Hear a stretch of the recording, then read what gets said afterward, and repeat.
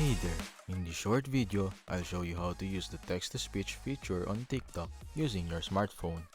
First, open the TikTok app on your smartphone and log into your account if you haven't already. Once you're on the main screen, tap on the plus icon at the bottom center of the screen to create a new TikTok video.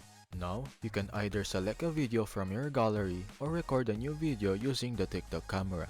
Choose the option that suits you best. Once you have your video ready, tap on the text icon at the bottom of the screen. It looks like the letter, two letter A's. Type the text you want to convert into speech in your video. This can be a dialogue, narration, or any other text you want to be spoken in the video.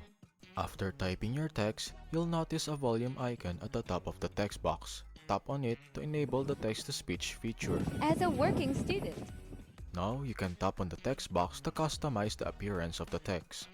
You can change the font, size, color, and alignment to fit your video's aesthetics. Once you're satisfied with the text, tap on the checkmark icon to confirm. You'll now see the text on your video, and it will be automatically converted into speech when played. You can also tap on the text to adjust the timing or duration of the text display on the video. And that's it.